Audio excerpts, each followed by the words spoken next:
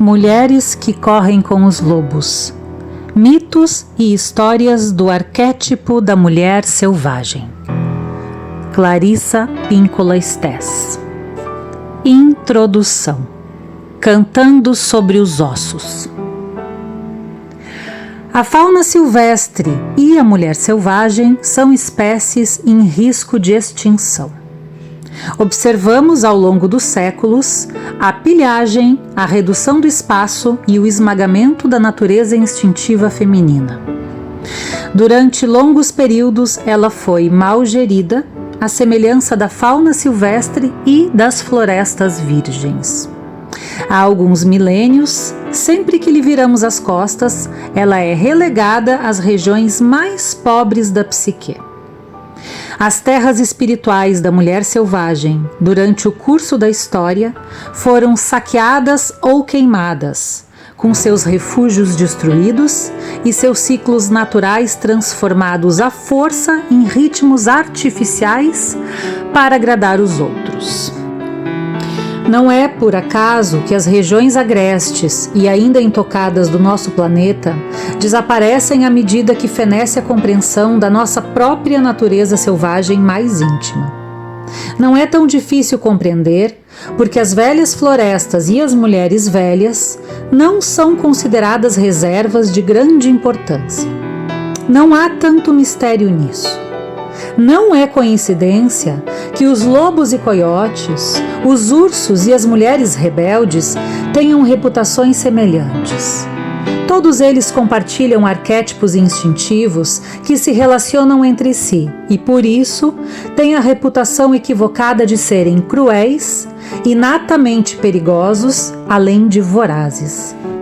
Minha vida e meu trabalho como analista junguiana e cantadora, contadora de histórias, me ensinaram que a vitalidade esvaída das mulheres pode ser restaurada por meio de extensas escavações psíquico-arqueológicas nas ruínas do mundo subterrâneo feminino.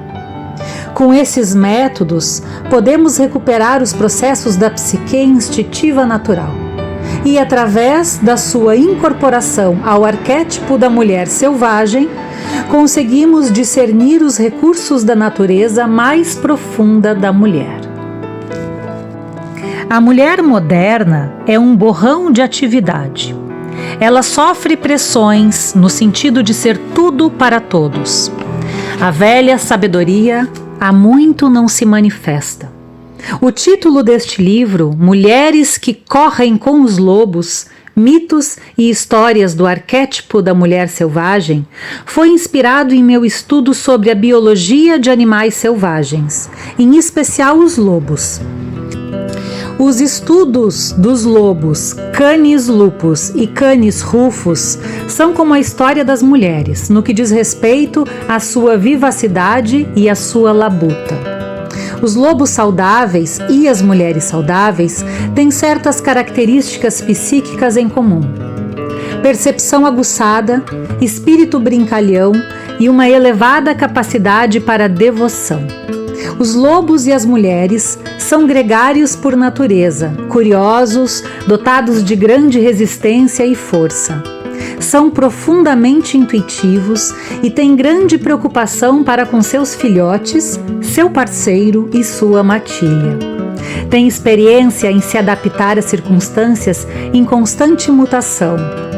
Têm uma determinação feroz e extrema coragem.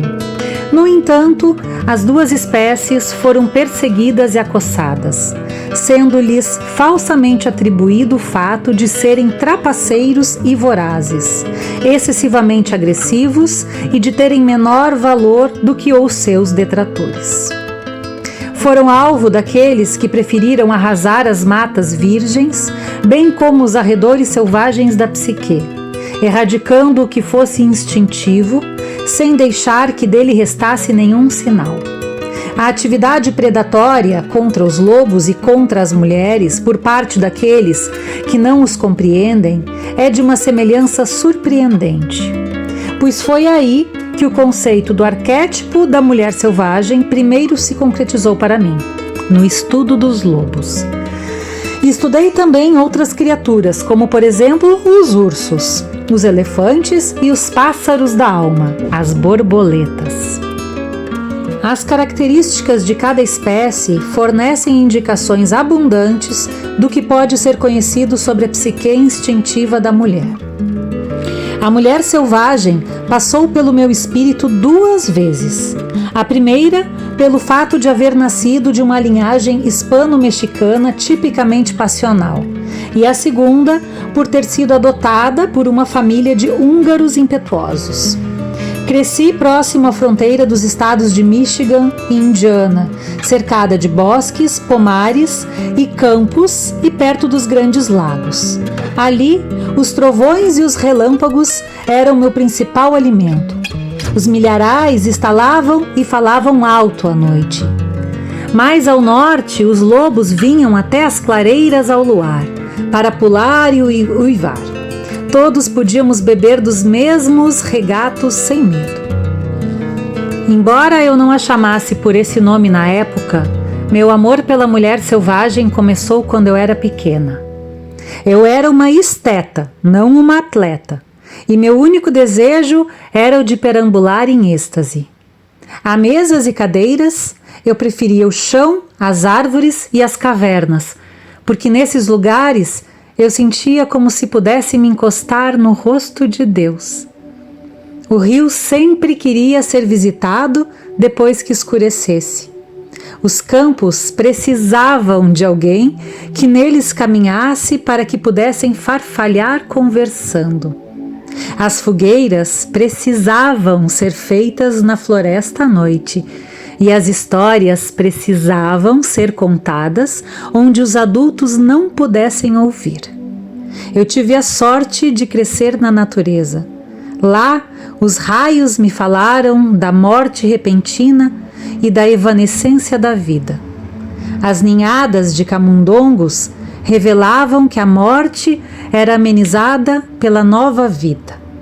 Ao desenterrar contas de índios, trilobites da terra preta, eu compreendia que os seres humanos estão por aqui há muito tempo.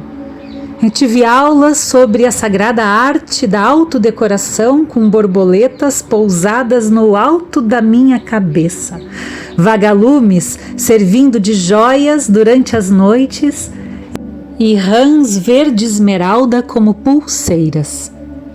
Uma loba matou um de seus filhotes que estava mortalmente ferido. Para mim, foi como uma dura lição sobre a compaixão e a necessidade de permitir que a morte venha aos que estão morrendo. As lagartas cabeludas que caíam dos seus galhos e voltavam a subir, arrastando-se, me ensinaram a determinação. As cócegas do seu caminhar no meu braço me revelaram como a pele pode ter vida própria. Subir ao alto das árvores me mostrou como seria o sexo um dia. Minha própria geração, posterior à Segunda Guerra Mundial, cresceu numa época em que as mulheres eram infantilizadas e tratadas como propriedade. Elas eram mantidas como jardins sem cultivo, mas felizmente sempre chegava alguma semente trazida pelo vento. Embora o que escrevessem fosse desautorizado, elas insistiam assim mesmo. Embora o que pintassem não recebesse reconhecimento, nutria a alma do mesmo jeito. As mulheres tinham de implorar pelos instrumentos e pelo espaço necessários às suas artes. E se nenhum se apresentasse, elas abriam espaço em árvores, cavernas, bosques e armários. A dança mal conseguia ser tolerada, se é que o era, e por isso elas dançavam na floresta, onde ninguém podia vê-las, no porão ou no caminho para esvaziar a lata de lixo. A mulher que se enfeitava despertava suspeitas. Um traje ou o próprio corpo alegre aumentava o risco de ela ser agredida ou de sofrer violência sexual. Não se podia dizer que lhe pertenciam as roupas que cobriam seus próprios ombros.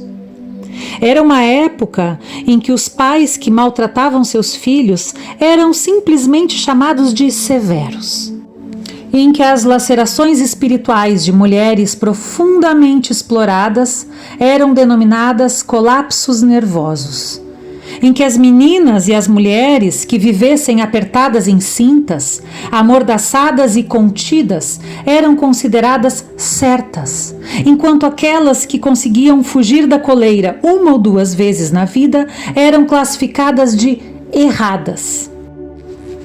Por isso, igual a muitas mulheres antes e depois de mim, passei minha vida como uma criatura disfarçada. À semelhança da parentela que me precedeu, andei cambaleante em saltos altos e fui à igreja usando vestido e chapéu. No entanto, minha cauda fabulosa muitas vezes aparecia por baixo da bainha do vestido e minhas orelhas se contorciam até meu chapéu sair do lugar, no mínimo cobrindo meus olhos e às vezes indo parar do outro lado da nave. Não me esqueci da canção daqueles anos sombrios, Hambre del Alma, a canção da alma faminta. Mas também não me esqueci do alegre canto rondo, o canto profundo, cuja letra volta à nossa mente quando nos dedicamos à regeneração do espírito. Como uma trilha que atravessa a floresta e vai cada vez diminuindo mais, até quando parece se reduzir a nada, a teoria psicológica tradicional esgota-se rápido demais para a mulher criativa, talentosa, profunda. A psicologia tradicional é muitas vezes lacônica ou totalmente omissa quanto às questões mais profundas e importantes para as mulheres. O aspecto arquetípico, o intuitivo, o sexual e o cíclico, as idades das mulheres, o jeito de ser mulher, a sabedoria da mulher, seu fogo criador. Foi isso o que direcionou meu trabalho sobre o arquétipo da mulher selvagem durante quase 2 décadas. As questões da alma feminina não podem ser tratadas tentando se esculpi-las de uma forma mais adequada a uma cultura inconsciente. Nem é possível dobrá-la até que tenha um formato intelectual mais aceitável para aqueles que alegam ser os únicos detentores do consciente. Não. Foi isso o que já provocou a transformação de milhões de mulheres que começaram como forças poderosas e naturais, impárias na sua própria cultura. Na verdade, a meta deve ser a recuperação e o resgate da bela forma psíquica natural da mulher. Os contos de fadas, os mitos e as histórias proporcionam uma compreensão que aguça nosso olhar para que possamos escolher o caminho deixado pela natureza selvagem. As instruções encontradas nas histórias nos confirmam que o caminho não terminou, mas que ele ainda conduz as mulheres mais longe e ainda mais longe na direção do seu próprio conhecimento. As trilhas que todas estamos seguindo são aquelas do arquétipo da mulher selvagem, o self instintivo inato. Chamo-a de mulher selvagem porque essas exatas palavras, mulher e selvagem, criam Llamar o tocar a la puerta, a batida dos contos de fadas à porta da psique profunda da mulher. Llamar o tocar a la puerta significa literalmente tocar um instrumento do nome para abrir uma porta. Significa usar palavras para obter a abertura de uma passagem. Não importa a cultura pela qual a mulher seja influenciada, ela compreende as palavras mulher e selvagem intuitivamente. Quando as mulheres ouvem essas palavras, uma lembrança muito antiga é acionada, voltando a ter vida. Trata-se da lembrança do nosso parentesco absoluto, inegável e irrevogável com o feminino selvagem. Um relacionamento que pode ter se tornado espectral pela negligência, que pode ter sido soterrado pelo excesso de domesticação, proscrito pela cultura que nos cerca ou simplesmente não ser mais compreendido. Podemos ter nos esquecido do seu nome. Podemos não atender quando ela chama o nosso, mas na nossa medula nós a conhecemos e sentimos a sua falta. Sabemos que ela nos pertence, bem como nós a ela. Foi dentro desse relacionamento essencial, fundamental e básico que nascemos. E na nossa essência é dele que derivamos. O arquétipo da mulher selvagem envolve o ser alfa matrilinear. Há ocasiões em que vivenciamos sua presença, mesmo que transitoriamente, e ficamos loucas de vontade de continuar. Para algumas mulheres, essa revitalizante prova da natureza ocorre durante a gravidez, durante a amamentação, durante o milagre das mudanças que surgem à medida que se educa um filho, durante os cuidados que dispensamos a um relacionamento amoroso, os mesmos que dispensaríamos a um jardim muito querido. Por meio da visão, também temos uma percepção dela, através de cenas de rara beleza. Costumo sentir sua presença quando vejo o que no interior chamamos de pôr do sol divino. Senti que ela se mexeu dentro de mim quando vi os pescadores saindo do lago ao escurecer com as lanternas acesas, e também quando vi os dedinhos dos pés do meu filho recém-nascido, todos enfileirados como grãos de milho doce na espiga. Nós a vemos sempre que a vemos, o que ocorre por toda parte. Ela também chega a nós através dos sons, da música que faz vibrar o externo e que anima o coração. Ela chega com o tambor, o assobio, o chamado e o grito. Ela vem com a palavra escrita e falada. Às vezes uma palavra, uma frase, um poema ou uma história soa tão bem, soa tão perfeito, que faz com que nos lembremos, pelo menos por um instante, da substância da qual somos feitas e do lugar que é nosso verdadeiro lar. Essas efêmeras provas da natureza vêm durante a mística da inspiração. Ela está aqui. Ela já se foi. O anseio por ela surge quando nos encontramos por acaso com alguém que manteve esse relacionamento selvagem. Ele brota quando percebemos que dedicamos pouquíssimo tempo à fogueira mística ou ao desejo de sonhar, um tempo ínfimo à nossa própria vida criativa, ao trabalho da nossa vida ou aos nossos verdadeiros amores. Contudo, são esses vislumbres fugazes, originados tanto da beleza quanto da perda, que nos deixam tão desoladas, tão agitadas, tão ansiosas, que acabamos por seguir nossa natureza selvagem. É então que saltamos floresta dentro, em meio ao deserto ou à neve, e corremos muito, com os nossos olhos varrendo o solo, nossos ouvidos em fina sintonia, procurando em cima e embaixo, em busca de uma pista, um resquício, um sinal de que ela ainda está viva, de que não perdemos nossa oportunidade. E quando farejamos seu rastro, é natural que corramos muito para alcançá-la, que nos livremos da mesa de trabalho, dos relacionamentos, que esvaziemos nossa mente, viremos uma nova página, insistamos numa ruptura, desobedeçamos as regras, paremos o mundo, porque não vamos mais prosseguir sem ela. Uma vez que as mulheres a tenham perdido e a tenham recuperado, elas lutarão com garra para mantê-la, pois com ela suas vidas criativas florescem. Seus relacionamentos adquirem significado, profundidade e saúde. Seus ciclos de sexualidade, criatividade, trabalho e diversão são restabelecidos. Elas deixam de ser alvos para atividades predatórias dos outros. Segundo as leis da natureza, elas têm igual direito a crescer e vicejar.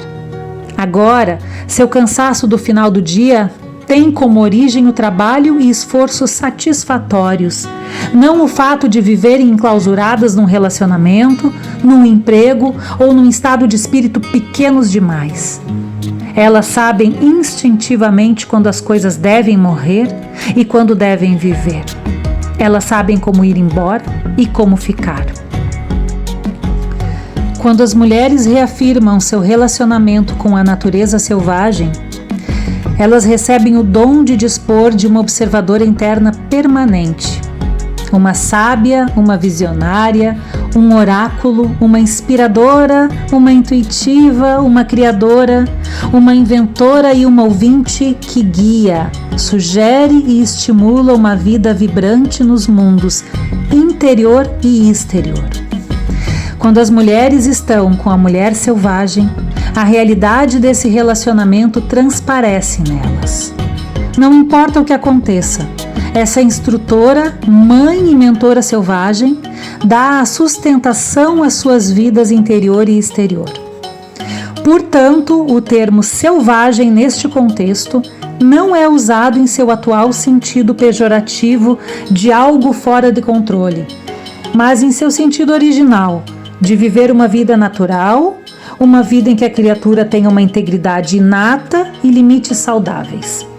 Essas palavras, mulher e selvagem, fazem com que as mulheres se lembrem de quem são e do que representam.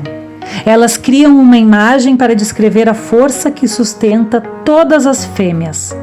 Elas encarnam uma força sem a qual as mulheres não podem viver. O arquétipo da mulher selvagem pode ser expresso em outros termos igualmente apropriados. Pode-se chamar essa poderosa natureza psicológica de natureza instintiva, mas a mulher selvagem é a força que está por trás dela.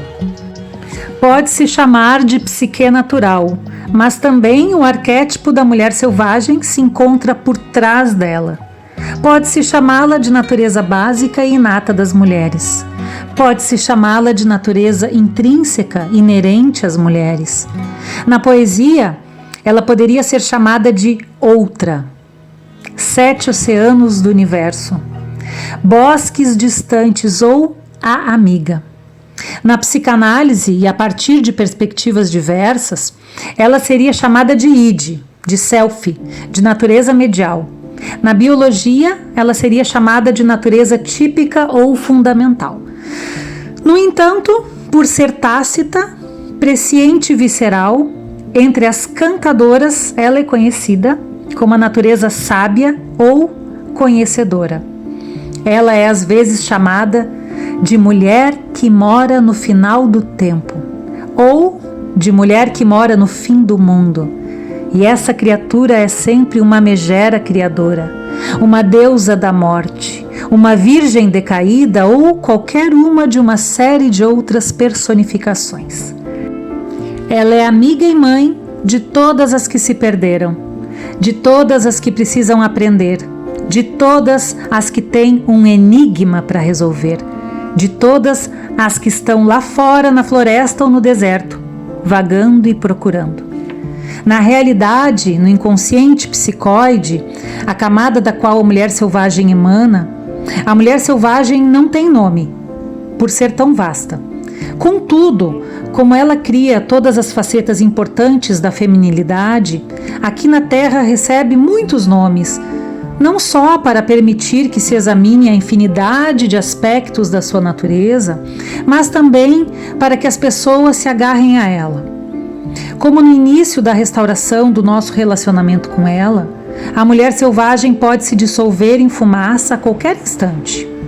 Ao lhe darmos um nome, estamos criando para ela um espaço de pensamento e sentimento dentro de nós. Assim ela virá e, se for valorizada, permanecerá. Portanto, em espanhol, ela poderia ser chamada de rio abajo rio, o rio por baixo do rio. La mujer grande, a mulher grande. Luz del abis, luz do abismo. No México, ela é la loba, a loba. E la huicera, a mulher dos ossos.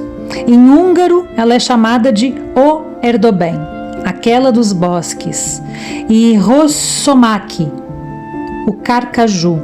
No idioma navarro, ela é Naxei Azá, a mulher-aranha, que tece o destino dos humanos e dos animais, das plantas e das rochas. Na Guatemala, entre muitos outros nomes, ela é Humana del Niebla, o ser de névoa, a mulher que vive desde sempre.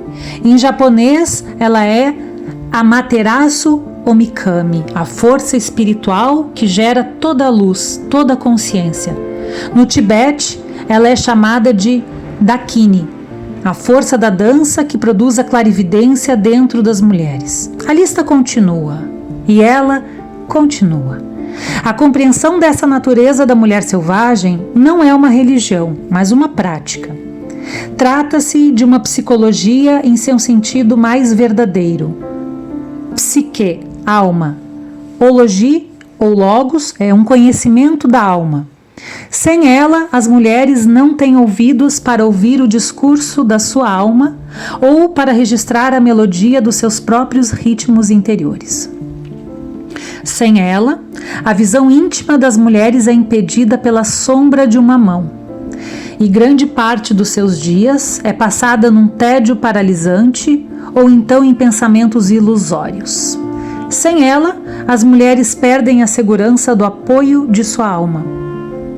Sem ela, elas se esquecem do motivo pela qual estão aqui.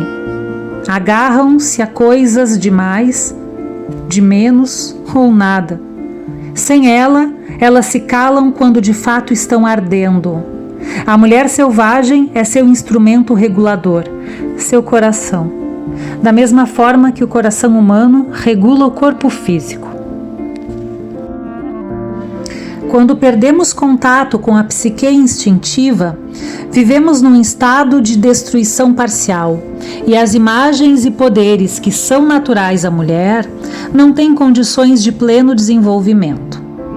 Quando são cortados os vínculos de uma mulher com sua fonte de origem, ela fica esterilizada e seus instintos e ciclos naturais são perdidos, em virtude de uma subordinação à cultura, ao intelecto ou ao ego, dela própria ou de outros.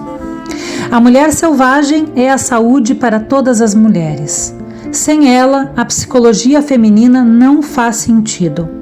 Essa mulher não domesticada é o protótipo de mulher.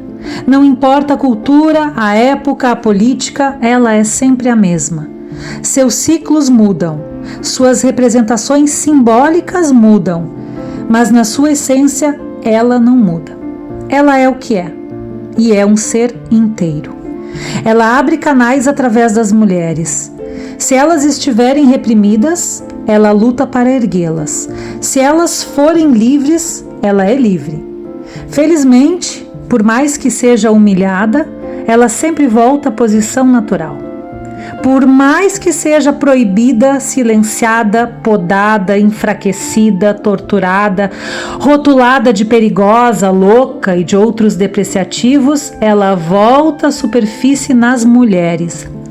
De tal forma que mesmo a mulher mais tranquila, mais contida, guarda um canto secreto para a mulher selvagem. Mesmo a mulher mais reprimida tem uma vida secreta, com pensamentos e sentimentos ocultos que são exuberantes e selvagens, ou seja, naturais. Mesmo a mulher presa com a máxima segurança reserva um lugar para o seu self selvagem, pois ela intuitivamente sabe que um dia haverá uma saída, uma abertura, uma oportunidade e ela poderá escapar. Eu creio que todos os homens e mulheres nascem com talentos. No entanto, a verdade é que houve pouca descrição dos hábitos e das vidas psicológicas de mulheres talentosas, criativas, brilhantes. Muito foi escrito, porém, a respeito das fraquezas e defeitos dos seres humanos em geral e das mulheres em particular. No caso do arquétipo da mulher selvagem, para vislumbrá-la, captá-la e utilizar o que ela oferece, precisamos nos interessar mais pelos pensamentos, sentimentos e esforços que fortalecem as mulheres e computar corretamente os fatores íntimos e culturais que as debilitam. Em geral, quando compreendemos a natureza selvagem como um ser autônomo, que anima e dá forma à vida mais profunda de uma mulher, podemos começar a nos desenvolver de um modo jamais considerado possível. Uma psicologia que ignore esse ser espiritual inato, central à psicologia feminina, trai as mulheres, suas filhas, suas netas e todas as suas descendentes futuras. Portanto, para que se aplique um bom medicamento às partes feridas da psique selvagem, para que se corrija o relacionamento com a mulher selvagem, será necessário classificar corretamente os distúrbios da psique. Embora na minha profissão clínica disponhamos de um bom manual estatístico e diagnóstico e de um considerável volume de diagnósticos diferenciais, bem como de parâmetros psicanalíticos que definem a psicopatia através da organização ou da falta da mesma na psique objetiva e no eixo ego-self, existe ainda outros comportamentos e sentimentos típicos que, a partir do sistema de coordenadas da mulher, descrevem com impacto qual é o problema. Quais os sintomas associados aos sentimentos de um relacionamento interrompido com a força selvagem da psique? Sentir, pensar ou agir segundo qualquer um dos seguintes exemplos representa ter um relacionamento parcialmente prejudicado ou inteiramente perdido com a psique instintiva profunda. Usando-se exclusivamente linguagem das mulheres, trata-se de sensações de extraordinária aridez, fadiga, fragilidade, depressão, confusão, de estar amordaçada, calada à força, desestimulada. Sentir-se assustada, deficiente ou fraca, sem inspiração, sem ânimo, sem expressão, sem significado, envergonhada, com uma fúria crônica, instável, amarrada, sem criatividade, reprimida, transtornada. Sentir-se impotente, insegura, hesitante, bloqueada, incapaz de realizações, entregando a própria criatividade para os outros, escolhendo parceiros, empregos ou amizades que lhe esgotam a energia, sofrendo por viver um desacordo com os próprios ciclos, superprotetora de si mesma, inerte, inconstante, vacilante, incapaz de regular a própria marcha ou de fixar limites. Não conseguir insistir no seu próprio andamento, preocupar-se em demasia com a opinião alheia, afastar-se do seu Deus ou dos seus deuses, isolar-se da sua própria revitalização, deixar-se envolver exageradamente na domesticidade, no intelectualismo, no trabalho ou na inércia, porque é esse o lugar mais seguro para quem perdeu os próprios instintos. Recear aventurar-se ou revelar-se, temer procurar um mentor, mãe, pai, temer exibir a própria obra antes que esteja perfeita, temer iniciar uma viagem, recear gostar de alguém ou dos outros, ter medo de não conseguir parar, de se esgotar, de se exaurir, curvar-se diante da autoridade, perder a energia diante de projetos criativos, encolher-se, humilhar-se, ter angústia, entorpecimento, ansiedade. Ter medo de revidar quando não resta outra coisa a fazer, medo de experimentar o novo, medo de enfrentar, de exprimir sua opinião, de criticar qualquer coisa, de sentir náuseas, aflição, acidez, de sentir-se partida ao meio, estrangulada, conciliadora e gentil com extrema facilidade, de ter sentimentos de vingança, ter medo de parar, ter medo de agir, contar até 3 repetidamente sem conseguir começar, ter complexo de superioridade, ambivalência, e, no entanto, não fosse por isso ser plenamente capaz, em perfeito funcionamento. Essas rupturas são uma doença não de uma era, nem de um século, mas transformaram-se em epidemia a qualquer hora e em qualquer lugar onde as mulheres se vejam aprisionadas, sempre que a natureza selvática estiver caído na armadilha. Uma mulher selvagem assemelha-se muito a um lobo, robusta, plena, com grande força vital, que dá a vida, que tem consciência do seu território, engenhosa, leal, que gosta de perambular. Entretanto, a separação da natureza selvagem faz com que a personalidade da mulher se torne mesquinha, parca, fantasmagórica, espectral. Não fomos feitas para ser franzinas, de cabelos frágeis, incapazes de saltar, de perseguir, de parir, de criar uma vida. Quando as vidas das mulheres estão em êxtase, tédio, já está na hora de a mulher selvática aflorar. Chegou a hora de a função criadora da psique fertilizar a aridez. De que maneira a mulher selvagem afeta as mulheres?